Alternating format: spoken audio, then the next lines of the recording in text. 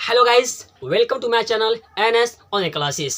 Guys, मैं हूं सिराज खान और आज मैं फिर से मैथमेटिक्स का एग्जाम से related very most important short question लेकर के उपस्थित हुआ हूं। फ्रेंड, इनसे पहले मैंने एग्जाम से रिलेटेड कई सारा वीडियो यूट्यूब पर अपलोड कर चुका हूं। अगर आप वो सब नहीं देखे हैं तो मेरे चैनल पर जाकर के उन सभी वीडियो को देख लीजिए, क्योंकि उसमें मोस्ट इंपॉर्टेंट एग्जाम से रिलेटेड क्वेश्चन का सोल्यूशन करवाया गया है। तो फ्रेंड, जैसा कि आप सबको पता होगा कि एग्ज़ाम काफ़ी नज़दीक आ चुका है। मात्र 15 दिन बचा है आज से एग्ज़ाम का, मात्र 15 दिन। और यही 15 दिन आपकी फ्यूचर को बनाएगा, आपकी भविष्य को बनाएगा। अगर आपकी लाइफ की, आपकी जीवन की अगर सबसे इंपॉर्टेंट अगर दिन होगा तो वो अभी का समय चल रहा होगा, काफ़ी इंपॉर्टेंट। क्योंकि विद्यार्थी की जो मेन दरवाज़ा होता है वो मैट्रिक का ही होता है। इसलिए ये इंपॉर्टेंट समय चल रहा है आप लोगों के लिए। आप लोगों का जो एक ध्यान होना चाहिए, सिर्फ एग्जाम से, सिर्फ पढ़ाई से सिर्फ पढ़ाई पर फोकस, अपने ब्रेन को फोकस कीजिए, सिर्फ पढ़ाई पे फोकस, अन्य कामों को त्याग दीजिए। सिर्फ 15 दिन अगर आप 15 दिन मेहनत कर लेते हैं तो आगे आपको इतनी मेहनत करने की जरूरत नहीं पड़ेगी अगर आज अभी मेहनत कर लेते हैं तो। क्योंकि समय काफ़ी कम बचा हुआ है, इसलिए आपकी जो फोकस होनी चाहिए वो सिर्फ एग्जाम से रिलेटेड। और हाँ, आप उसी क्वेश्चन को पढ़िए जो आपके एग्जाम में आने वाले हैं, ठीक है। ज़्यादा क्वेश्चन नहीं पढ़ना है। एग्जाम में जो क्वेश्चन आने वाले हैं, मोस्ट इंपॉर्टेंट क्वेश्चन सब उसी क्वेश्चन, सब सिर्फ उसी क्वेश्चन सबको पढ़ना है। तो और अपने अंदर एक पढ़ाई की एक जुनून उत्पन्न कीजिए और एक संघर्ष से लड़िए। क्योंकि कहते हैं ना कि चिड़िया उन्हीं मुबारक जिनको छत पर जाना है, चिड़िया उन्हीं मुबारक जिनको छत पर जाना है। आपकी मंजिल तो आसमान है, रास्ता आपको खुद बनाना है। जो अपने मंजिल को भुलाकर जिया तो वो क्या जिया, अगर दम है तुझमें तो उसे पाकर दिखा, और लिख दे खून से कामयाबी की कहानी, और बोल उस किस्मत को दम है तो मिटा के दिखा, दम है तो मिटा के दिखा। अगर आप संघर्ष से लड़ते हैं और संघर्ष से लड़ते हैं तो आप अपनी किस्मत को चेंज कर सकते हैं। अगर आपकी किस्मत में अगर लिखा होगा कि आप फेल डिवीजन है, अगर संघर्ष से लड़ते हैं, संघर्ष करते हैं तो आप अपनी किस्मत को मोड़ सकते हैं। इसीलिए अपने अंदर एक पढ़ाई की जुनून उत्पन्न कीजिए और मात्र 15 दिन अन्य कामों को त्याग करके सिर्फ अपना ध्यान पढ़ाई पर फोकस कीजिए। फिर देखिए 17 फरवरी को जब आप एग्जाम में बैठिएगा तो फिर कहिएगा कि यूट्यूब पर एनएस ऑनलाइन क्लासेस पर एक भाई था जो बोल रहे थे कि अगर आप संघर्ष से लड़ते हैं तो किस्मत को चेंज कर सकते हैं। बिल्कुल गाइज, मैं 100% कहता हूं कि अगर आप संघर्ष कीजिएगा ना तो सफलता आपकी कदम चूमेगी। इसलिए काफ़ी इंपॉर्टेंट समय है, यह समय सिर्फ आपकी तैयारी करने की है। इसलिए आप अपनी तैयारी में लग जाइए और मोस्ट इंपॉर्टेंट क्वेश्चन को पढ़िए। तो फ्रेंड, आज फिलहाल में चलते हैं मैथमेटिक्स का शॉर्ट क्वेश्चन लेकर के। तो चलिए चलते हैं अपने टॉपिक पर। लेकिन उससे पहले मेरा एक छोटा सा आपसे रिक्वेस्ट होगा कि अगर आप हमारे चैनल पर नए हैं तो चैनल को सब्सक्राइब कर लीजिए और घंटी को भी प्रेस करके ऑन कर लीजिए, ताकि हम एग्जाम से रिलेटेड मोस्ट इंपॉर्टेंट क्वेश्चन का किसी भी तरह की वीडियो अपलोड करें तो सबसे पहले नोटिफिकेशन आप तक पहुंचे। तो चलते हैं बिना समय गमा हुए अपने आज की टॉपिक पर। तो एक बार प्यार से कहिए कि चलिए आज की सेशन शुरुआत करते हैं। गाइज, आज की जो फर्स्ट क्वेश्चन है वो काफ़ी मोस्ट इंपॉर्टेंट क्वेश्चन है और कई बार एग्जाम में पूछा जा चुका है। क्वेश्चन आपको स्क्रीन पर दिख रहा होगा। क्वेश्चन कह रहा है कि एक बिंदु Q से एक वृत्त पर स्पर्श रेखा की लंबाई 24 सेंटीमीटर है तथा Q की केंद्र से दूरी 25 सेंटीमीटर है, तो वृत्त की त्रिज्या ज्ञात कीजिए। वेरी मोस्ट इंपॉर्टेंट क्वेश्चन है। इस लेवल पे लगभग हर एक ईयर में बिहार बोर्ड के द्वारा क्वेश्चन पूछा जा चुका है। इसलिए आप कॉपी कलम निकाल के नोट कर लीजिएगा, क्योंकि मैं जो भी क्वेश्चन का सोल्यूशन करवा रहा हूँ, ऐसा नहीं है कि हम आए और क्वेश्चन को बता दिए बस हो गया। हमको 5 क्वेश्चन छांटने में कम से कम 4 घंटा लगता है। ऐसे नहीं कि आते हैं बता देते हैं, कई सारे गाइड को देखते हैं, उसके बाद क्वेश्चन को छांट के निकालते हैं कि कौन क्वेश्चन पूछा जाएगा, उसके बाद ही आप लोगों को सोल्यूशन करवाते हैं, ठीक है। तो इस वीडियो में मेरे साथ बने रहिएगा, क्योंकि मैं मोस्ट इंपॉर्टेंट क्वेश्चन का सोल्यूशन करवाऊंगा। एक चीज़ और, हाँ, मैं अगली वीडियो जो हमारी अपलोड होगी उसमें मैथ का दीर्घ उत्तरीय क्वेश्चन, ठीक है,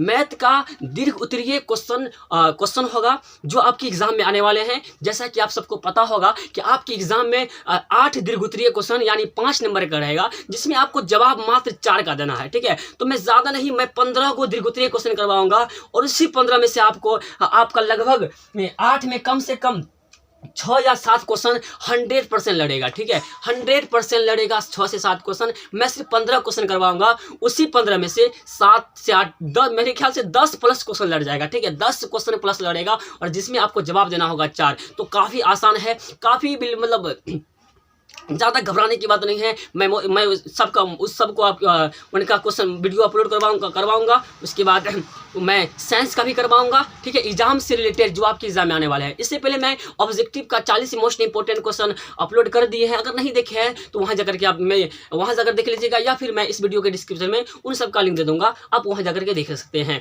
तो चलिए आज की क्वेश्चन देखते हैं। और क्वेश्चन क्या कह रहा था कि एक बिंदु Q से एक वृत्त पर स्पर्श रेखा की लंबाई 24 सेंटीमीटर है। कितनी है? 24 सेंटीमीटर है। फिर तथा Q की केंद्र से दूरी 25 सेंटीमीटर है, तो वृत्त की त्रिज्या ज्ञात कीजिए। देखिए, सबसे पहले आप क्वेश्चन को पहले पढ़ लीजिए ध्यानपूर्वक। क्वेश्चन क्या कर रहा है, क्वेश्चन को समझिए। ऐसे विद्यार्थी होते हैं क्वेश्चन को यूं पढ़ते हैं और यूं लिखना स्टार्ट करते हैं, ऐसे विद्यार्थी ही गलती करते हैं। क्वेश्चन को पहले समझिए कि आखिर क्वेश्चन क्या दिया है, क्या कर रहा है और पूछ क्या रहा है, ठीक है। चलिए, इसमें कहा हमको कि वृत्त की त्रिज्या मतलब सबसे पहले हम क्या करेंगे, इसमें एक वृत्त बना लेंगे। क्या बना लेंगे? सबसे पहले हम एक वृत्त बना लेंगे, ठीक है। उसके बाद क्वेश्चन क्या कहा, सबसे फर्स्ट में हेडलाइनिंग में क्वेश्चन कहा था कि किसी बिंदु Q से एक वृत्त पर स्पर्श रेखा की लंबाई 24 सेंटीमीटर है। तो हम मान लीजिए किसी भी कोई बिंदु यहाँ पे ये ले लेते हैं, जो इसका नाम क्या है, वो आपकी क्यों है, क्या है, कहा किसी बिंदु Q से किसी वृत्त पर स्पर्श रेखा की लंबाई, ठीक है। तो स्पर्श रेखा, देखिए, किसी वृत्त पर स्पर्श रेखा कितनी स्पर्श रेखाएं खींची जा सकती है।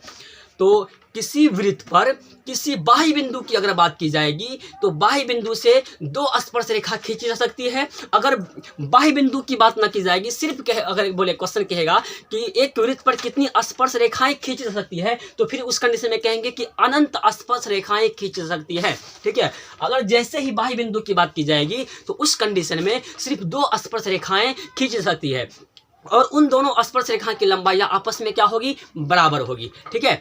तो और एक वृत्त पर अनंत त्रिज्याएं खींच सकते हैं, अनंत व्यास खींच सकते हैं, अनंत जीवाएं भी खींच सकते हैं, ठीक है।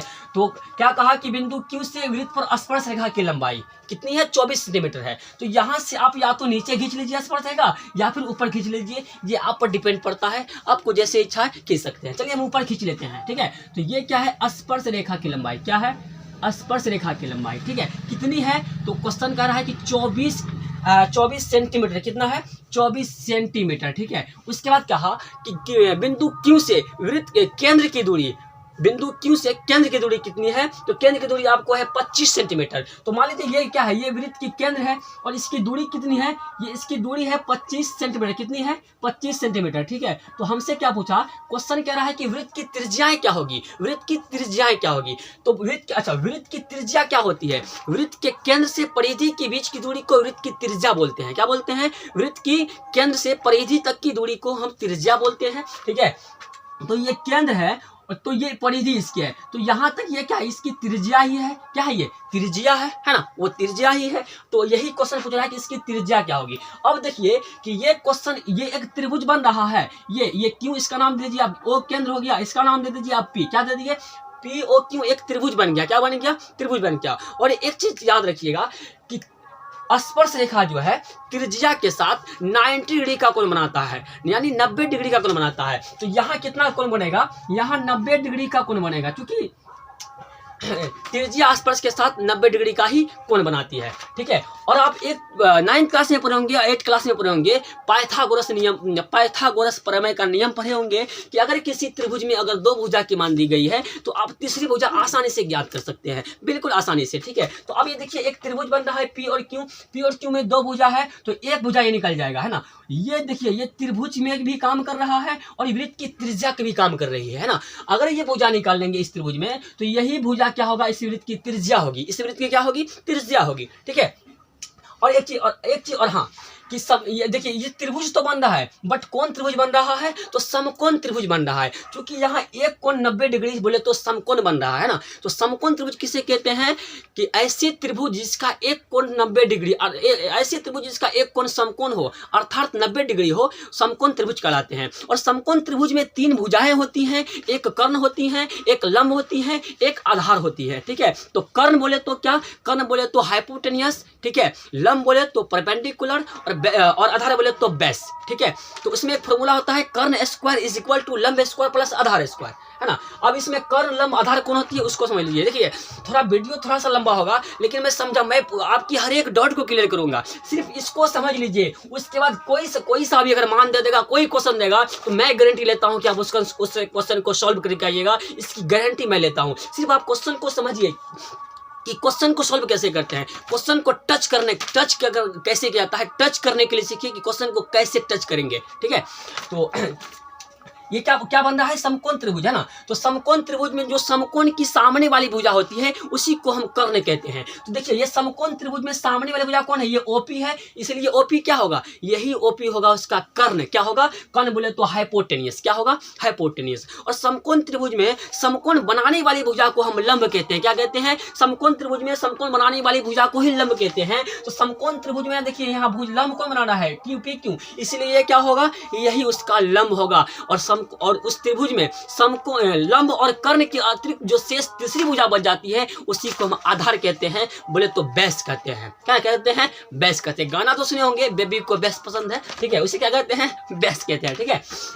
चलिए इतना समझ गए हैं। और हाँ, कि इसकी त्रिभुज में जो कर्ण, जो याद रखिएगा कि उस त्रिभुज समकोण त्रिभुज की सबसे बड़ी भुजा कर्ण होती है। और कर्ण क्या होती है, वह फिक्स होती है, कभी भी कर्ण चेंज नहीं होता है। बट लंब और आधार है जो कोण पर डिपेंड करता है, कोण के अनुसार लंब और आधार बदलते रहता है, बट कर्ण कभी नहीं बदलता है, कर्ण फिक्स होता है। लंब आधार बदलते रहता है, वो कोण पर डिपेंड पड़ता है कि किस कोण की बात हो रही है, ठीक है। चलिए इसको हम क्वेश्चन को सॉल्व करते हैं, ठीक है। डायरेक्ट हम सॉल्व करेंगे इसमें पाइथागोरस प्रमेय से। क्यों पाइथागोरस प्रमेय से, क्योंकि दो भुजा दिया गया है तो शेष से भुजा हम आसानी से ज्ञात कर सकते हैं। फॉर्मूला होता है क्या, फॉर्मूला होता है कर्ण स्क्वायर। क्या होता है, कर्ण स्क्वायर। तो बोलिए इसमें कर्ण कौन है, समकोण के सामने वाली भुजा ये है, यह इसकी क्या है, कर्ण, है ना। मतलब क्या है, कर्ण कौन है, ओ क्यों है, ओ क्यों बोलिए, चाहे क्यों ओ बोलिए, है ना।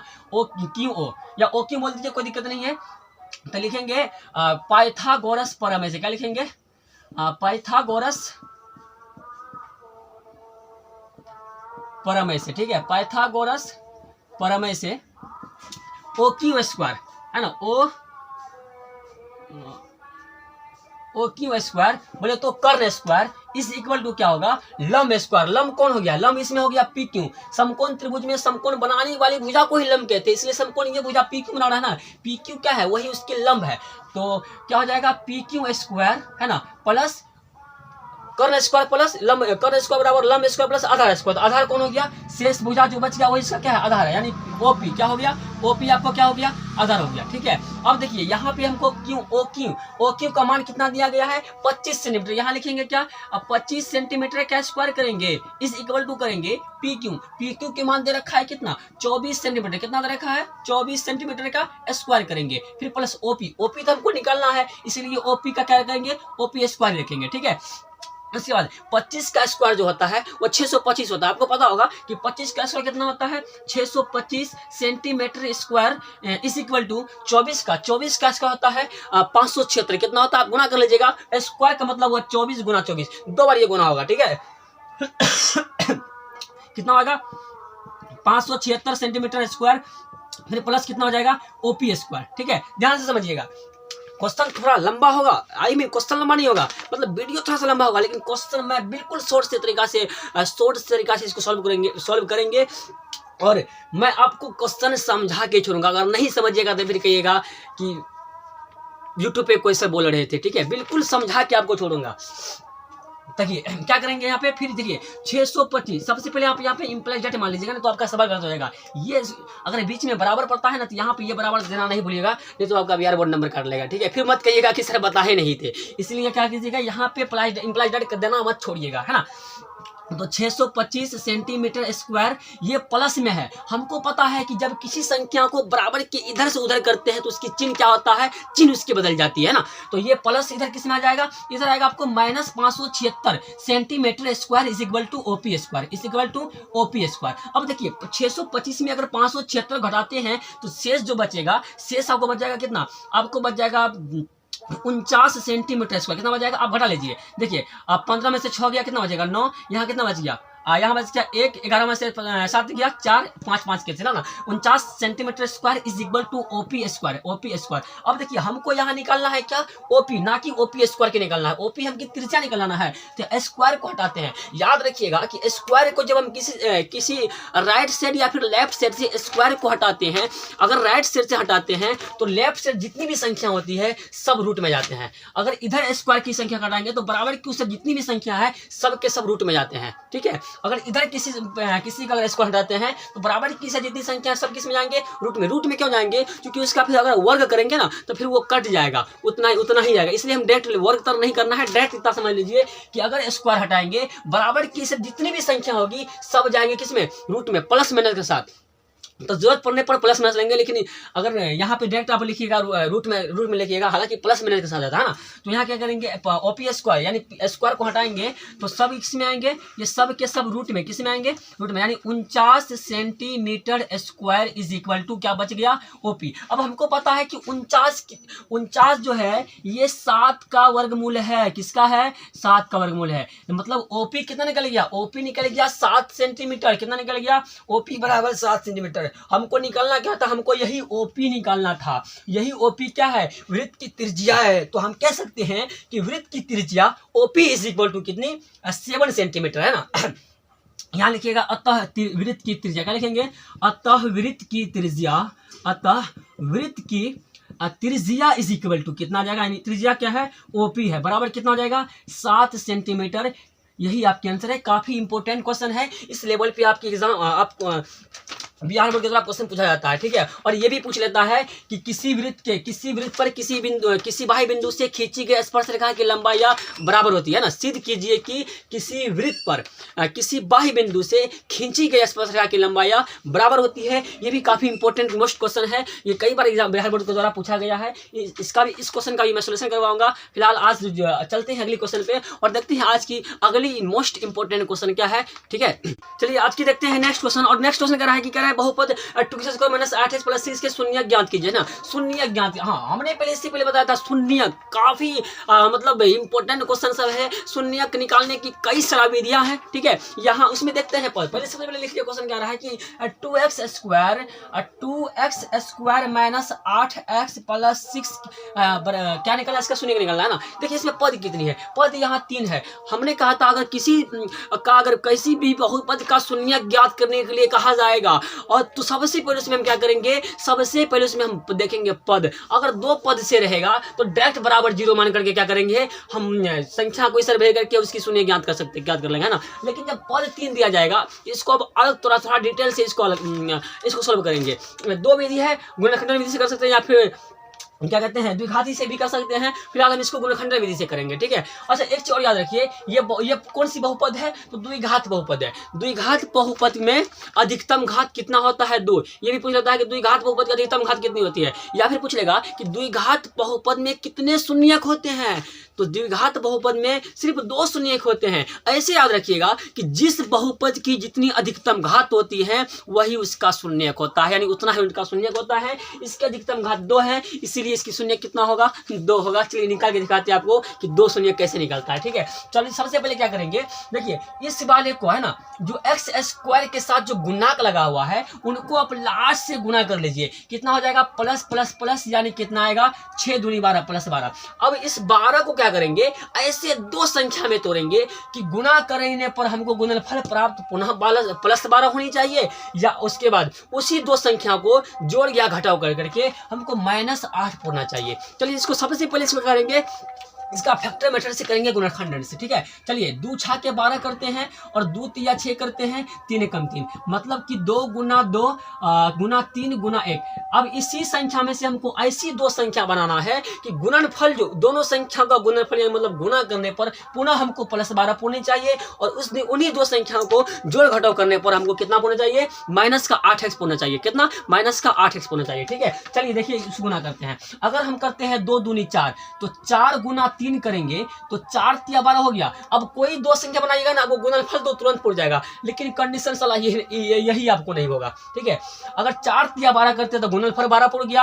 अगर 4 में 3 को जोड़ देते हैं तो 4 3 कितना 7 आ गया, हमको फिर ये नहीं पूरा। अगर इसको घटा देते हैं 4 - 3 कर लेते हैं तो फिर हमको कितना आएगा 1 आएगा, फिर नहीं पूरा। इसका मतलब ये गलत है, ये तो हो नहीं सकता है।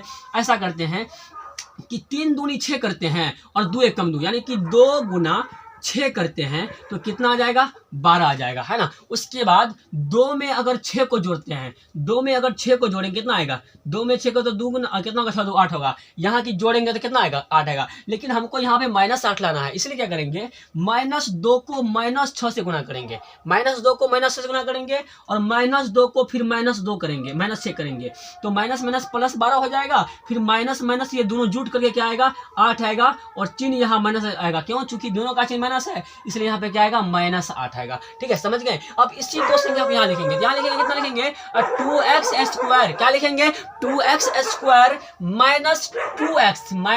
-2x और -6x और +6 कर लेंगे। ठीक है, इसको मिटा देते हैं, +6x कर लेंगे। चलिए अब क्या करेंगे, इसमें देखिए हम लेते हैं कॉमन, क्या लेते हैं कॉमन, ये दो संख्या और इसमें से कॉमन लेंगे। यहाँ पे x डबल है, यहाँ पे सिंगल है, x कॉमन आएगा, यहाँ पे 2 यहाँ पे 2, मतलब 2 कॉमन आएगा, फिर x भी कॉमन आएगा। यहाँ बच गया कितना 2 कट गया, 1 x था कट गया, कितना बच गया 1 x बच गया, फिर -2x कट गया, एक बार में कितना आएगा 1 आएगा। अब हमको यहाँ पे ऐसी संख्या कॉमन लेना है कि गुणन, फिर पुनः हमको अगली घर में हमको सेम संख्या पड़नी चाहिए। ठीक है, देखिए यहाँ भी 6 यहाँ भी 6, तो 6 कॉमन लेंगे। अगर 6 कॉमन लेते हैं तो यहाँ की फिर हमको मतलब गलत आएगा, -6 चिन्ह के साथ अगर लेंगे कॉमन तो देखिए माइनस माइनस क्या आ गया प्लस, 6 से कट गया x, फिर माइनस प्लस क्या आ गया -6 कम 6, एक बार में कट गया। देखिए दोनों घर का मान सेम है, अगर दोनों घर की मान सेम है इसका मतलब 110% हम क्या कर रहे हैं, सही प्रोसेसिंग में जा रहे हैं। ठीक है, अच्छा हमको निकालना है क्या गुणनखंड शून्यक निकालना है ना। अब देखिए इसमें से किसी एक घर को लिख लेंगे, तो सबसे पहले लिख लीजिए जो आप कॉमन लिए थे 2x - 6 करेंगे और इनटू इसमें से किसी एक घर लिख लेंगे। चलिए x - 1 हो गया।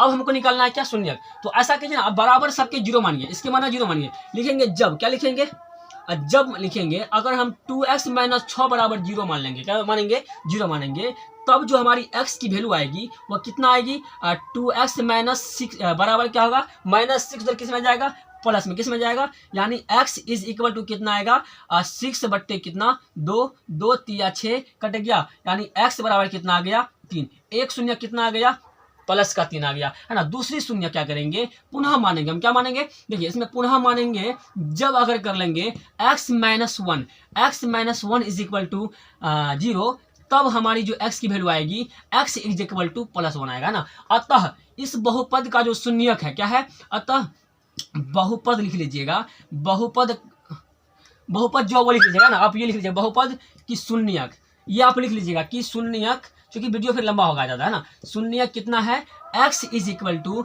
+1 और 3, चाहे पहले इसी को चाहे इसको भी पहले इससे कोई दिक्कत नहीं है ना, 1 3 चाहे 3 1 करिए कोई दिक्कत नहीं है। यही आपकी आंसर है, काफ़ी मोस्ट इंपॉर्टेंट क्वेश्चन है, ऐसा क्वेश्चन आपको एग्जाम में देखने को मिलेगा। तो फिलहाल चलते हैं आज की अगली क्वेश्चन पर।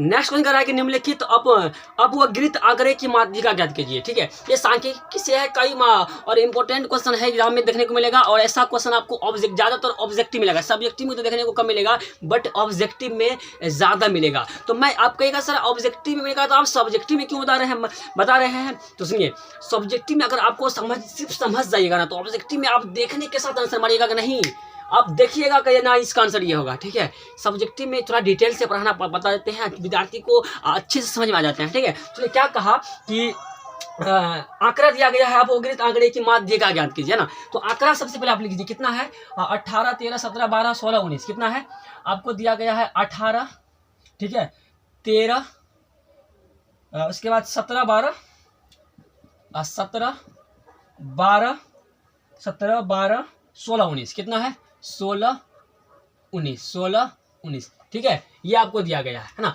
आपसे क्या पूछ रहा है, माध्य का। देखिए आपसे एग्जाम में क्या क्या क्या क्या आता है, माध्य आता है, माध्यक आता है, बहुलक आता है, परिसर आता है, समांतर माध्य आता है। ठीक है, मैं सब बताऊंगा, ऑब्जेक्टिव में सब बताऊंगा, फिलहाल के लिए समझ, लेकिन कुछ थोड़ा सा समझ लीजिए, थोड़ा सा। ठीक है, कि अगर परिसर कहेगा, परिसर निकालने का फॉर्मूला होता है उच्चतम मान माइनस निम्नतम मान, मतलब सबसे बड़ा वाले में से सबसे छोटे वाले घटा देंगे तो वही उसका परिसर होगा। देखिए इसमें परिसर सबसे बड़ा कौन है, 19 ना है, सबसे बड़ा कितना है 19, और सबसे बड़ा कितना है 12, 19 में से 12 घटाएंगे। ठीक है, जो घटाने के बाद जो अंतर प्राप्त होगा उसका क्या होगा, परिसर होगा। उसके बाद आता है क्या, माध्य, है ना। माध्य कैसे निकालते हैं, तो सभी कुल संख्याओं का योग बट्टे कुल संख्या, कुल संख्याओं का योग बट्टे कुल संख्या, है ना। मतलब जितनी संख्या है सबको जोड़ देंगे, है ना। उसके बाद जितनी संख्या है उनसे भाग कर लेंगे, जो प्राप्त होगा इसका क्या होगा, माध्य होगा। ठीक है, और बहुलक, बहुलक क्या होता है, तो बहुलक देखिए जो आंकड़ा दिया रहता है उस आंकड़े में जो संख्या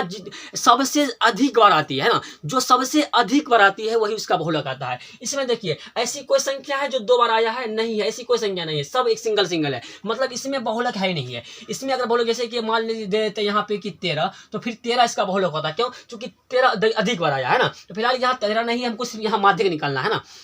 माध्यक, देखिए माध्यक ज्ञात करने के लिए क्या करते हैं, सबसे पहले इसको हम लिखते हैं आरोही क्रम, है ना। आरोही क्रम बोले तो बढ़ते क्रम में सबसे छोटे संख्या को सबसे पहले और सबसे बड़ी संख्या को सबसे लास्ट में लिखते हैं। चलिए इसको हम आरोही क्रम में सजाते हैं। माध्यक निकालने के यही फॉर्मूला है ना। सबसे पहले आप क्या करेंगे, उसको आरोही क्रम में लिखेंगे। तो आरोही क्रम में क्या करेंगे, सबसे पहले क्या है आपको, अब 12, इसलिए क्या लिखेंगे यहाँ पे 12। उसके बाद कितना है, उसके बाद है 13, उसके बाद कितना है 12 हो गया, फिर 13 हो गया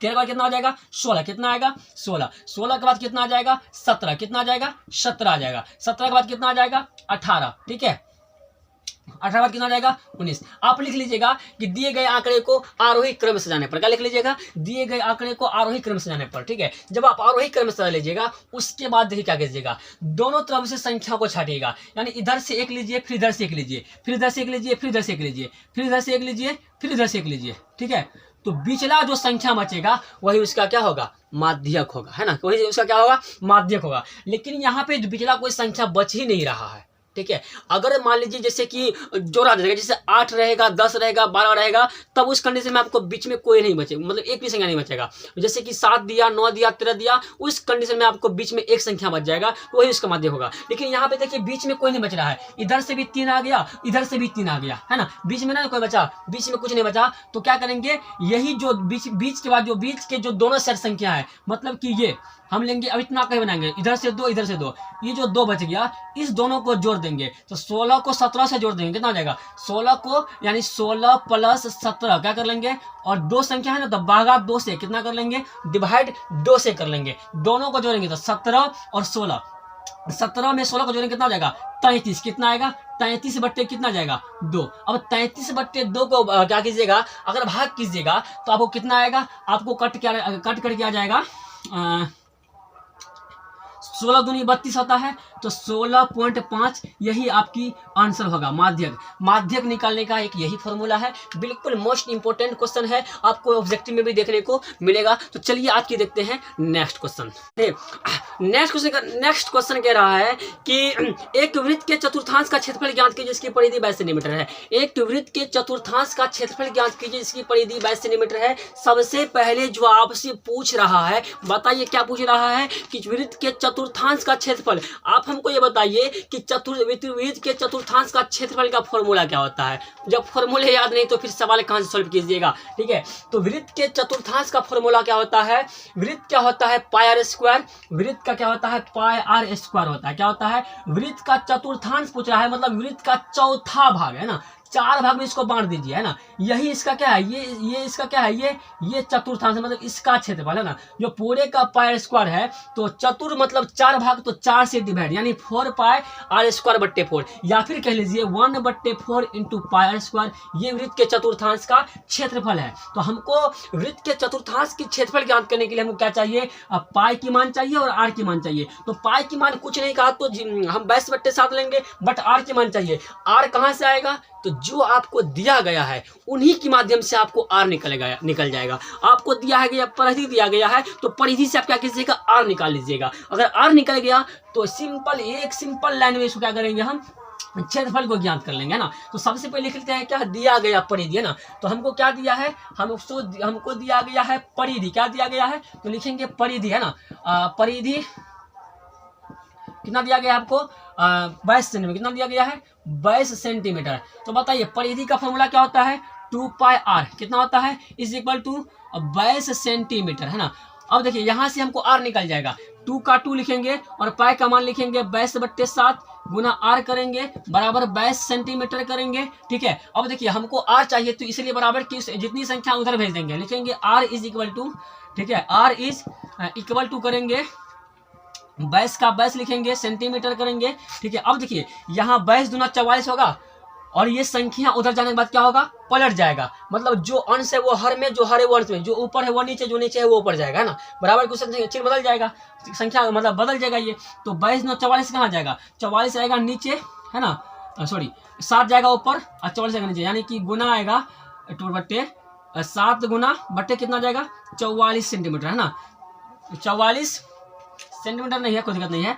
देखिए 22 दूना 44 कट गया, कितना आ गया, आर आपको आ गया, आपको आर आ गया 7/2 सेंटीमीटर। ये निकल गया क्या आपको, ये आर निकल गया, ठीक है। और आपको आर चल गया पता, तो आप आसानी से ज्ञात कर सकते हैं वृत्त का चतुर्थांश का क्षेत्रफल। तो अब लिखेंगे क्या, वृत्त के चतुर्थांश का क्षेत्रफल। क्या लिखेंगे, वृत्त के चतुर्थांश का क्षेत्रफल, है ना, चतुर्थांश का क्षेत्रफल। फॉर्मूला क्या होता है, 1/4πr²। तो 1/4 का 4 लिखेंगे, पाई का मान क्या लिखेंगे, 22/7 गुना आर। आर की मान क्या आ जाएगा, आपको आर की मान निकला है 7/2, स्क्वायर है तो स्क्वायर कर लीजिए, सेंटीमीटर का स्क्वायर कर लीजिए, क्योंकि सेंटीमीटर दिया गया है तो सेंटीमीटर स्क्वायर कर लीजिए ना। 1/4 गुना पाई की मान 22/7 गुना 7 कितना आएगा 2, फिर गुना 7/2 आएगा, है ना, ठीक है। स्क्वायर है तो 2 बार लिखाएगा। अब देखिए कट गया, 7 कट गया, 11 दूनी 22 कट गया, बिल्कुल कट गया, कितना गया 11 सत्ते 77, 11 सत्ते 77, 4 दूनी 8, कितना आ गया, आपको आ गया 77/8, कितना आ गया 77/8 सेंटीमीटर स्क्वायर। यहाँ सेंटीमीटर, यहाँ लिखिएगा सेंटीमीटर गुना सेंटीमीटर, तो ये आपको कितने किस में जाएगा, सेंटीमीटर स्क्वायर में जाएगा ना, इसलिए यहाँ लिखिएगा सेंटीमीटर स्क्वायर, यही आपका आंसर है। या फिर इसको और आगे सॉल्व कीजिएगा तो कर सकते हैं। आगे अगर सॉल्व कीजिएगा तो इसमें अगर 77 में 8 से भाग कीजिएगा, 77 में अगर 8 से भाग कर लीजिएगा तो आपको कितना आ जाएगा, आपको आ जाएगा 9.625, कितना आएगा 9.625 सेंटीमीटर स्क्वायर। यही आपका आंसर हो गया, या इतना कह सकते हैं, कोई इतना भी छोड़ते हैं तो कोई दिक्कत नहीं, इतना ही आंसर हो सकता है। काफी इंपॉर्टेंट क्वेश्चन है, ठीक है। ऐसा क्वेश्चन आपको बिहार बोर्ड में एग्जाम में देखने को मिलेगा 17 फरवरी को, ठीक है। फिलहाल चलते हैं आज की नेक्स्ट क्वेश्चन पर। आज की नेक्स्ट क्वेश्चन है, कह रहा है कि सिद्ध कीजिए √1 + cos1 बटे 1 + 1 - cos is equal to cosec + cot। आपको स्क्रीन पर दिख रहा होगा। देखिए ऐसा क्वेश्चन जब किया जाएगा ना, तो आप सबसे पहले लिख लीजिए LHS। क्या लिख लीजिएगा, LHS सिद्ध करना है हमको, है ना। यानी कि क्या सिद्ध करना है, सबसे पहले आप लिख लीजिए यहाँ पे जो आपको दिया गया है LHS में, वो आप LHS लिख लीजिए, ठीक है। तो LHS आपको दिया गया है क्या, रूट अंडर, ठीक है, root under 1 + cosec A, 1 + cosec A बट्टे 1 - cos A, ठीक है। ये LHS है। आपको सिद्ध करना है, cosec A + cot A। क्या सिद्ध करना है, cosec A + cot A, ठीक है। देखिए ये क्वेश्चन आपको 2018 में पूछा गया था, लेकिन वहां पर थोड़ा सा डिफरेंस किया था कि यहाँ पे प्लस की जगह पर क्या किया, ऊपर माइनस कर दिया, नीचे प्लस कर दिया, ऊपर प्लस माइनस नीचे प्लस कर दिया, और कोसेक की जगह पे सेक और कोसेक और कोट की जगह पे क्या पूछ लिया, सेक और टेन पूछ लिया, है ना। हल्का सा डिफरेंस किया। ऐसा क्वेश्चन बिहार बोर्ड हल्का चेंजिंग कर देता है, ठीक है। घबराने की जरूरत नहीं है। तो इसको सॉल्व करते हैं। तो इसको क्या करेंगे, इसमें करेंगे हम परिमेयकरण। किसका, हरों का करेंगे परिमेयकरण। आप 9th क्लास में हर परिमेयकरण पढ़े होंगे कि परिमेयकरण कैसे करते हैं, ठीक है। चलिए देखिए नीचे में जो संख्या है ना माइनस से है, तो जो हर है हर से करके परिमेयकरण करेंगे। तो ये माइनस से है ना, तो प्लस से क्या करेंगे, अंश और हर में गुना कर लेंगे, है ना। तो लिख लेंगे यहाँ पे क्या लिखेंगे, अंश तथा हर में क्या लिखेंगे, अंश तथा हर में 1 + cos A से गुना करने पर क्या करेंगे, सॉरी हाँ गुना करने पर, ठीक है, गुना करने पर। अगर यहाँ पे आपको माइनस की जगह पर अगर प्लस रहता तो फिर हम माइनस से गुना करते हैं। क्या करते हैं, माइनस से गुना करते हैं। क्यों करते हैं आगे समझिए, ठीक है। चलिए तो लिखेंगे 1 + cos A बट्टे कितना दिया है, 1 - cos A। हम गुना किन से करेंगे आंसर में, तो 1 + कोस ए से गुना करना है, ठीक है।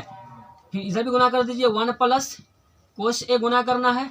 अब देखिए यहाँ पे ये a minus b into a plus b का आधार पर है, यानी a square minus b square is equal to a plus b into a minus b होता है। अब बचपन में पढ़े होंगे, 3 क्लास 4 क्लास में पढ़े होंगे, ठीक है। तो यहाँ ये क्या होगा, अच्छा यहाँ देखिए 1 plus cos into 1 plus cos है, गुना में है। ऐसा करते हैं, इसको लिख लेंगे हम क्या, इसको लिख लेंगे इस तरह से 1 प्लस कोस ए का होल स्क्वायर, है ना। इसको पुनः सोल्व करेंगे, इतना आएगा, कोई दिक्कत नहीं है, 1 प्लस लिख सकते हैं ऐसे, ठीक है। अब देखिए यहाँ a minus b into a plus b, ये a square minus b square का आधार पर है। फॉर्मूला होता है a square minus b square is equal to a plus b into a minus b, है ना। तो आप पहले माइनस है बाद में प्लस वाला, कोई दिक्कत नहीं, उससे कोई फर्क पड़ने वाले नहीं है, कोई दिक्कत नहीं है। तो क्या होगा, ए का मान कितना है, यहाँ भी देखिए, यहाँ भी 1, ए का मान यहाँ भी 1, यहाँ भी कोस ए बी का, यहाँ भी कोस ए बी, ठीक है। तो यहाँ लिखेंगे ए का मान कितना, 1 का स्क्वायर कितना आएगा, 1 का स्क्वायर 1 क्या आएगा, तो 1 सीधा 1 लिख लीजिए, ठीक है। फिर प्लस क्या, माइनस क्या होता है, माइनस बी स्क्वायर, बी का मान कितना है कोस, तो कोस का स्क्वायर कर लीजिए, है ना, थीटा ए का स्क्वायर, ठीक है। उसके बाद देखिए, उसके बाद इसमें क्या करते हैं, चलिए इसको आगे सोल्व करते हैं, ठीक है। देखिए इसको ऐसे लिख लीजिए, कोई दिक्कत नहीं है, इसको लिख लीजिए कोस स्क्वायर ए कर लीजिए, ठीक है। कोई दिक्कत, वैसे भी कर सकते, कोई दिक्कत नहीं है। बार बार तो स्टेप थोड़ा लंबा हो जाएगा। 1 प्लस कोस ए का होल स्क्वायर करेंगे। अब देखिए 1 minus cos square A is equal to formula होता है क्या, साइन स्क्वायर ए। आपको वो त्रिकोणमिति की फॉर्मूला करना चाहिए, क्योंकि त्रिकोणमिति में जो है लगभग हर एक बार कम से कम 6 से 7 को अब क्वेश्चन सिर्फ टू सिर्फ आपको क्या पूछा जाता है पता है, वो आपकी फॉर्मूला पूछा जाता है। इसलिए फॉर्मूला पर कमांड रखिएगा। त्रिकोणमिति अगर आपका रेडी है तो 20 नंबर आपका फिक्स है। कितना नंबर, 20 नंबर फिक्स है, ठीक है। चैप्टर बाय चैप्टर पढ़िए, चैप्टर बाय चैप्टर को सॉल्व कीजिए क्वेश्चन को, ठीक है। चलिए इसमें क्या हो जाएगा, 1 माइनस कोस स्क्वायर ए बराबर क्या होता है, साइन स्क्वायर ए, क्या होता है, साइन स्क्वायर ए, साइन स्क्वायर ए। इसको आप देखते होल स्क्वायर कर लीजिए, है ना। साइन स्क्वायर ए, साइन स्क्वायर ए लिखिए, चाहे होल स्क्वायर लिखिए, उसको फेंकना पड़ना, फिर उतना ही आएगा, ठीक है। क्या हो गया, साइन स्क्वायर। यहाँ चाहे तो आप यहाँ लिख लीजिएगा, चूंकि sine square theta is equal to 1 minus cos square theta, ठीक है। चलिए इसको आगे सॉल्व करते हैं, ठीक। चलिए अब देखिए यहाँ स्क्वायर, ऐसा करते हैं पूरे का होल स्क्वायर लिख लेते हैं, पूरे का होल स्क्वायर लिख सकते हैं, कोई दिक्कत नहीं है। अगर फिर आगे सोल्व करना फिर इतना आ जाएगा, ठीक है। तो लिखेंगे यहाँ पे क्या, यहाँ पर हम लिखेंगे रूट अंडर, क्या लिखेंगे, रूट अंडर 1 प्लस कोस ए और बट्टे साइन ए, बट्टे साइन ए करेंगे, और पूरे का होल स्क्वायर, चूंकि इसका भी स्क्वायर यहाँ, इसका भी स्क्वायर है, तो दोनों को एक साथ होल स्क्वायर कर सकते हैं। ये मैथ का नियम है करने का, है ना। अब देखिए स्क्वायर और रूट कट जाता है, कहाँ गया, खपची में, है ना। स्क्वायर रूट गया कहाँ, खपची में, ठीक है। चलिए क्या बच गया यहाँ पे, आपको यहाँ बच गया 1 प्लस कोस ए और बट्टे साइन ए, क्या बच गया, साइन ए। अब देखिए साइन ए जो है 1 के भी बट्टे में और कोस के भी बट्टे में है। तो हम ऐसा करते हैं भाई, कहते हैं भाई अब तुम्हारे साथ न रहना है, अब तुम्हारे साथ न, अब मुझे अलग कर दो, अब हम अलग रहेंगे, है ना। इसको अलग कर देते हैं, तो लिखेंगे क्या, इसको अलग करते हैं ना, 1 प्लस साइन ए कर लेंगे। देखिए आप प्लस फिर कोस ए बट्टे साइन, हमने कहा लो भैया तुमको अलग कर दिया, लो भैया हमने तुमको अलग कर दिया। अब देखिए 1 प्लस साइन क्या होता है, 1 प्लस साइन आपको हो जाता है कितना, कोसेक, ये एक फॉर्मूला है, क्या है, कहाँ से आया, आसमान से टपक गया, नहीं, ये फॉर्मूला है कि cosec theta is equal two upon क्या होता है, 1 अपॉन साइन थीटा, एक फॉर्मूला है, ठीक है। त्रिकोणमिति में हर एक स्टेप में सिर्फ फॉर्मूला है, क्या है, इसलिए आपको फॉर्मूला याद होनी चाहिए, है ना। फिर प्लस और कोस ए बट्टे साइन ए क्या है, ये एक फॉर्मूला है, क्या है, तो cot theta is equal to क्या होता है, cot theta is equal to cosec theta, cot theta is equal to क्या होता है, कोसेक थीटा बट्टे साइन थीटा, है ना। यही देखिए, यही अगर साइन ऊपर रहता और कोस नीचे आता तब बराबर क्या होता, तब होता टेन थीटा, यानी tan theta is equal to क्या होता है, साइन थीटा बट्टे कोस थीटा, और कोट थीटा बराबर होता है कोस थीटा बट्टे साइन थीटा, उसका विपरीत हो जाता है ना। तो यही हमको प्रूव करना था, RHS हो गया ये प्रूव्ड, हमने कहा प्रूव्ड हो गया भैया। बहुत ही मोस्ट इंपॉर्टेंट क्वेश्चन है। तो चलिए आज की पढ़ते हैं अपने अगली क्वेश्चन पर। लेकिन अगर आप हमारी चैनल पर नए हैं तो मैं एक थोड़ा सा रिक्वेस्ट करूंगा कि प्लीज़ मेरे चैनल को सब्सक्राइब कर लीजिए और अपने दोस्तों के पास भी शेयर कर दीजिए, ताकि आपके दोस्त भी इनकी फायदे ले सके, आपके दोस्त को भी पता चल जाए कि भाई नहीं एनएस ऑनलाइन क्लासेस चैनल पर सिर्फ इंपॉर्टेंट मोस्ट क्वेश्चन ही मोस्ट क्वेश्चन का ही सोल्यूशन करवाया जाता है जो आपकी एग्जाम लेवल में आने वाला है, ठीक है, ताकि उन लोग का न छूटे। क्योंकि ऑफलाइन क्लास चल रही है, क्लास तो बंद है, लगभग बंद क्लास है, और बिहार सरकार ने जारी किया है कि 7 जनवरी के बाद 7 फरवरी के बाद जो है फिर से चालू किया जाएगा। देखिए आगे क्या होता है, सरकार की मर्जी है, कब क्या कर दे इसकी कोई गारंटी नहीं है। इसलिए प्लीज़ मेरे चैनल को सब्सक्राइब करके और वीडियो को ज़्यादा से ज़्यादा शेयर कर दीजिए, क्योंकि देखिए अभी लगभग रात हो रही है, सब सो रखे, और हम आप लोगों के लिए एकदम धमाकेदार बिना कुछ गम लिए हुए वीडियो आप लोगों के लिए इतनी मेहनत करते हैं। तो प्लीज़ आप मेरे लिए सपोर्ट कीजिए और चैनल को सब्सक्राइब कर दीजिए और दोस्तों के पास शेयर कर दीजिए, फैला दीजिए पूरे बिहार में, ताकि बिहार बोर्ड की विद्यार्थी को पता चल सके कि नहीं है नेशनल क्लासेज पर सिर्फ मोस्ट इंपोर्टेंट क्वेश्चन का ही सोल्यूशन करवाया जाता है। कल से जो हमारी वीडियो अपलोड होगी वो कम से कम एक दिन में 2 वीडियो अपलोड होगी, एक दिन में 2 वीडियो अपलोड होगी, साइंस का होगी, उसके बाद मैथ का मोस्ट इंपोर्टेंट दीर्घवृत्तीय क्वेश्चन का ग्राफ भी बताएंगे। कल कॉपी पे बाजाप्ता में कॉपी पे पेंसिल रबर के साथ बताएंगे, ग्राफ और रचना बताएंगे, तो मेरे साथ जुड़े रहिएगा, ठीक है। तो चलिए आज की देखते हैं नेक्स्ट क्वेश्चन कह रहा है कि असंभव घटना और संभव घटना की प्रायिकता याद कीजिए। बिल्कुल इसको सॉल्व करने की जरूरत नहीं है, क्या पूछा कि निश्चित घटना और असंभव घटना और निश्चित घटना की प्रायिकता क्या होती है। आपको पता होनी चाहिए कि संभव घटना की प्रायिकता 1 होती है और असंभव घटना की प्रायिकता 0 होती है ना। संभव बोले तो निश्चित घटना, असंभव बोले तो अनिश्चित घटना। देखिए बिहार में थोड़ा सा घुमा दिया है, क्या घुमा दिया है कि संभव के बाद असंभव ने देखिए अनिश्चित दिया है, तो घबराने की बात नहीं, अनिश्चित मतलब असंभव घटना है ना। तो लिखेंगे यहाँ पे आंसर लिख लीजिएगा कि संभव घटना, हम लिखे के ऐसे बता देते हैं, आप लिख लीजिएगा क्योंकि वीडियो थोड़ा लंबा हो रहा है ना। लिख लीजिएगा संभव घटना की प्रायिकता कितना होती है 1, कितना होती है 1 होती है, और असंभव घटना की प्रायिकता कितना होती है 0 होती है। यही आपकी आंसर है, क्या है, संभव घटना की प्रायिकता 1 और असंभव घटना कितना होती है, असंभव का 0, यही आपकी आंसर है, ठीक है। अच्छा हाँ, मैंने क्वेश्चन में जो हम देख रहे थे, क्वेश्चन को जब छांट रहे थे, क्योंकि हम क्वेश्चन को छांट के बहुत सारा गाइड से क्वेश्चन छांट करके ही आपको क्वेश्चन करवाते हैं ना। तो 2018 में जो क्वेश्चन पूछा गया था, 2018 में फर्स्ट सिटिंग में क्वेश्चन पूछा गया था कि संभव घटना की प्रायिकता और अनिश्चित घटना की प्रायिकता क्या होती है फर्स्ट सिटिंग में। उसके बाद सेकेंड सिटिंग में जो पूछा गया था वहां पूछा कि संभव घटना और असंभव घटना को समझाएं, ठीक है, संभव घटना असंभव घटना को समझाए, है ना, मतलब उसकी अंतर पूछ रहा है। तो हम क्या बोलेंगे, लिखे वहां क्या लिखेंगे, ऐसे पूछेगा, क्योंकि ऐसे भी पूछ सकता, कोई दिक्कत नहीं है। तो वहां लिखेंगे संभव घटना कि ऐसी घटना जिसका घटित होना संभव हो वह संभव घटना कहलाती है। फॉर एग्जाम्पल कि एक पासे को फेंकने पर 1 से 6 तक संख्या आने की घटना क्या है, संभव घटना है, ठीक है। असंभव घटना बोलेंगे ऐसी घटना जिसका घटित होना असंभव हो यानी अनिश्चित हो, वो असंभव घटना कहलाती है। उदाहरण के लिए एक पासे को फेंकने पर 7 आने की घटना असंभव घटना है। क्यों? क्योंकि पासे पर सिर्फ 1 से 6 तक संख्या ही अंकित रहती है। आप बचपन में लूडो खेले होंगे ना, लूडो जो खेलते 1 से 6 तक की संख्या उस पर अंकित रहती है ना। तो आप बताइए कि उस पर 7 तो है ही नहीं, 1 से 6 तक संख्या अंकित है, तो कभी भी 7 आएगा, आप मुड़ी लग के रह जाइएगा, 7 नहीं आएगा। इसलिए 7 आना वहाँ क्या है, असंभव है, अनिश्चित है, इसलिए वो घटना असंभव घटना होगा, ठीक है। चलिए उम्मीद है कि समझ गए होंगे। चलिए आज की देखते हैं नेक्स्ट क्वेश्चन, और आज का शायद ये आज का ये लास्ट क्वेश्चन भी होगा, लास्ट क्वेश्चन है। उसके बाद फिर हम कल आएंगे अगली वीडियो में दीर्घ उत्तरीय प्रश्न करके, जिसमें रचना रहेगा, ग्राफ रहेगा, मोस्ट इंपोर्टेंट रहेगा, तो मेरे साथ बने रहिएगा। और चलिए आज की देखते हैं नेक्स्ट क्वेश्चन, ठीक है। और क्वेश्चन क्या रहा है कि y का वह मान ज्ञात कीजिए जिसके लिए बिंदु P 2-3 और Q क्या है 10, y के बीच की दूरी 10 मात्रक है। कितना है, 10 मात्रक है, ठीक है। सबसे पहले क्या कीजिएगा, एक आप रेखा लीजिए ना, ये आप रेखा लीजिए, ठीक है, लास्ट क्वेश्चन होगा। उसके बाद क्या क्या y का वह मान ज्ञात किया जिसके लिए बिंदु P इतना है ना, P और Q।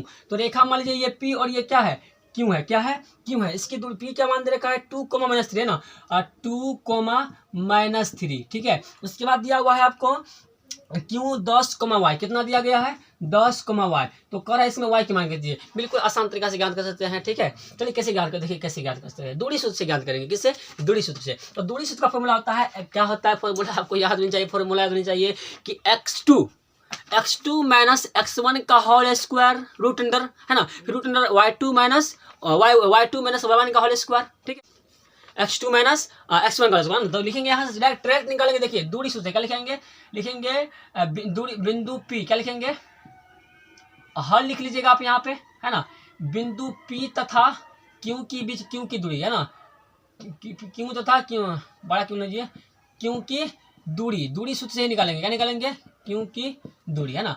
तो क्या हो जाएगा, दूरी सूत्र से हो जाएगा आपको क्या, यानी कि पी तथा क्यों की दूरी, यानी पी क्यों बराबर, है ना, पी क्यों बराबर कितना हो जाएगा, रूट अंडर हो जाएगा आपको x2 माइनस x1 का होल स्क्वायर, ठीक है, फिर प्लस y2 माइनस y1 का होल स्क्वायर, है ना, यही फॉर्मूला है। आप यहाँ क्या, अच्छा पी क्यू की दूरी कितना दिया गया है, तो 10 मात्रक, है ना, बराबर रूट अंडर क्या करेंगे, x2 कितना है, P और Q, तो x2 कितना है 10 माइनस x1 कितना है 2 का होल स्क्वायर करेंगे, फिर प्लस y2 कितना है, y2 तो y खुद है, और माइनस क्या है y1 कितना है, ये पहले से माइनस में, इसीलिए ब्रैकेट में इसको इस तरह से करेंगे, है ना, ब्रैकेट में इस तरह से करेंगे, है ना। उसके बाद देखिए कितना हो जाएगा, 10 बराबर कितना हो गया, 10 में से 2 गया, 8 का स्क्वायर हो करेंगे, फिर प्लस y माइनस प्लस 3 का स्क्वायर करेंगे, क्या करेंगे 3 का स्क्वायर करेंगे। देखिए दोनों तरफ क्या करते हैं, वर्गमूल ज्ञात कीजिए, वर्ग कर दीजिए, क्योंकि रूट कर जाएगा था, है ना, लिखेंगे दोनों तरफ वर्गमूल करेंगे, क्या लिखेंगे, दोनों पक्षों में, है ना, दोनों पक्षों में वर्ग करने पर, या दोनों पक्षों का वर्ग करने पर, ऐसे भी लिख सकते हैं, नोट प्रॉब्लम्स करने पर, ठीक है, ठीक है।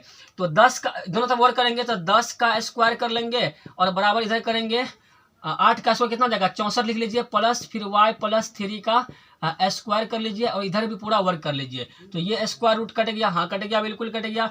10 का स्क्वायर कितना आ गया 100 हो गया, फिर इज इक्वल टू 64 का 64 लिख लीजिए, अब प्लस y प्लस 3 का होल स्क्वायर कर लीजिए, ठीक है। चलिए इसको आगे सॉल्व करते हैं, ठीक ठीक। 100 इधर किस में आएगा, प्लस इधर है तो माइनस में आएगा, माइनस कितना आ जाएगा 64 आ जाएगा, ठीक है 64, फिर बराबर आपको कितना बच गया, उधर बच गया आपको y प्लस 3 का होल स्क्वायर। देखिए 64 में से 100 में से 64 का कितना बच जाएगा 36, कितना बच जाएगा 36, फिर बराबर, देखिए बराबर क्या करते हैं, बराबर कितना बच गया y प्लस 3 का होल स्क्वायर। देखिए अब ये a प्लस बी के होल स्क्वायर का आधार पर है, तो आप ऐसे भी इसको सॉल्व कर सकते हैं, a प्लस बी के होल स्क्वायर इसमें भी कर सकते हैं, या फिर डायरेक्ट क्या कीजिए, हम आपको पहले बताए हैं कि इधर स्क्वायर हटाएंगे, इधर की जितनी संख्या है सब किस में जाएंगे, सब के सब किस में जाएंगे, प्लस माइनस के साथ रूट में जाएंगे, है ना। तो यहाँ लिखेंगे रूट, यहाँ लिख लीजिए प्लस माइनस रूट अंडर 36, कितना आएगा 36, बराबर कितना जाएगा y प्लस 3, मतलब इसका स्क्वायर हटाए तो बराबर की जो संख्या था किसमें आया,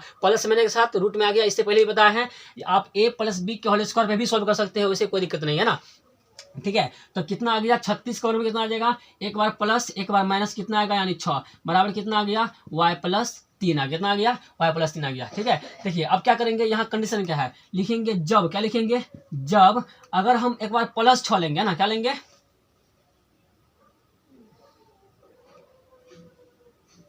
अगर एक बार जब प्लस 6 लेंगे, यानी कि प्लस 6 और बराबर y प्लस 3 करेंगे, है ना, तो यहाँ कितना आ जाएगा 3 इधर किस में आएगा, 6 प्लस 3 बराबर y, सॉरी माइनस 3, कितना आ जाएगा -3, कितना आ जाएगा -3 आ जाएगा, है ना।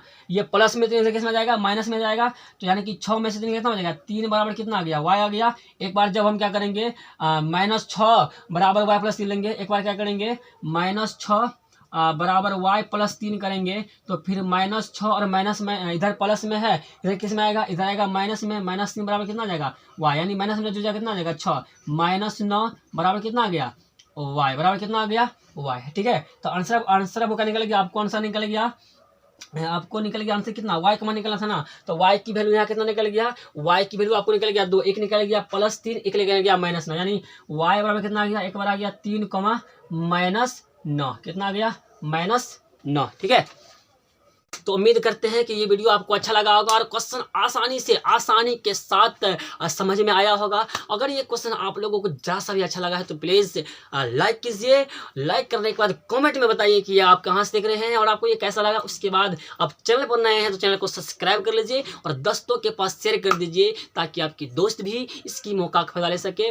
और हाँ, मैं अभी भी कहना चाहूँगा कि आप देखिए ये एग्ज़ाम है, काफ़ी लग जाइए, एकदम ताबड़तोड़ मेहनत कीजिए, कलम तोड़ के लिखिए इस मैथ को बनाइए, ठीक है। काफ़ी ताबड़तोड़ लग जाइए अभी से एग्जाम की तैयारी बढ़िया से कीजिए, क्योंकि यही आपकी फ्यूचर के बच्चे बनाएगा, ठीक है। बिल्कुल नहीं घबराना है, सिर्फ आप मन में अपनी इच्छा को जगाइए, है ना। मन में सिर्फ अपनी इच्छा को जगाइए। कहते हैं ना कि डर मुझे भी लगा फांसला देकर, लेकिन हमने कभी हिम्मत नहीं हारी।